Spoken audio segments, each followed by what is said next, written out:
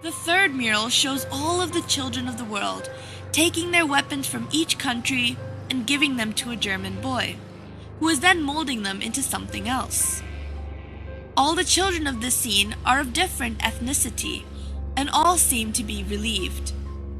The gas mask man in the previous mural is seen dead, and there are two doves perched on his body.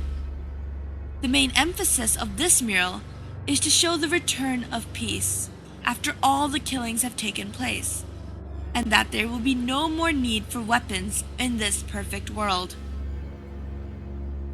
The final mural has a Jesus-like figure in the middle, who is holding a plant which symbolizes rebirth. All of the people are running towards this man with happy expressions. Animals are freely roaming, and everything seems to be in perfect harmony. This final mural alludes to a new Garden of Eden, where the world is perfect size, and everything could work together in peace after the genocide that has taken place. All in all, these murals, when put together, represent the formation of a new world filled with fewer people, and this is also the goal of the New World Order, which has been seen represented throughout various parts of the airport. The symbology of the airport can still be debated, but one thing that cannot be questioned is the fact that there has been a lot of mysterious construction work underneath Denver Airport. When first constructing the airport, there were originally 5 buildings, but out of the blue, the builders were ordered to bury the buildings underground because they were supposedly built wrong. Normally, a building that is built wrong would be demolished, but in this case it was not. This allowed for an underground base to be created, but there are still workers who are sent to work in these underground bases periodically. But when they are questioned about the nature of their work, they all refuse to comment.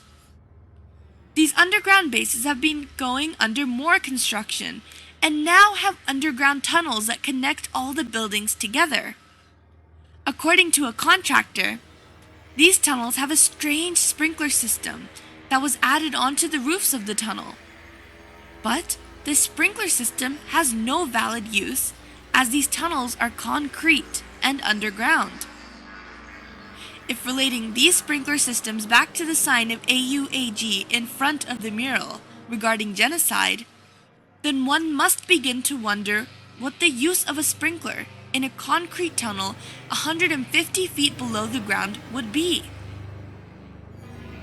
These underground bases appear to be holding rooms due to the sheer mass and size, and some say that they even allude to concentration camps. This is because 1. These holding rooms have no purpose, and when the airport authorities were questioned, they say that they are merely being used for storage. And 2, all the barbed wire fences face the inside of the airport rather than facing the outside, which is what they usually do. This implies that they are trying to keep things in rather than keep things out. And 3, the sprinkler systems have no use, but they may be related to the deadly virus Australian antigen and the pursuits of the New World Order. People have attempted to argue that the underground bases are being used for storage, but one fact must be questioned, and that is, why is the underground base 88.5 square miles long? And why were the 5 buildings mysteriously buried? No airport has or needs that much storage room. So what is this space really being used for? Whenever the authorities are questioned, they are not allowed to answer. We are not the only ones who seem to be fascinated with this airport.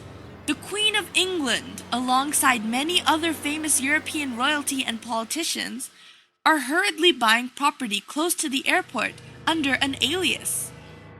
One can only assume that they must feel that there is something significant about this airport in order to do so.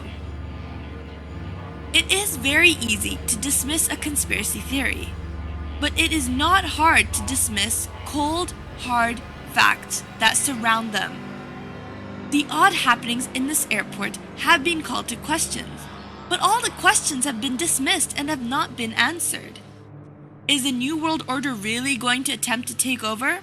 And if they are, does that mean that our own government is involved? Research nowadays can only do so much. Now, only time will tell. This is Zara Malik, News and Views.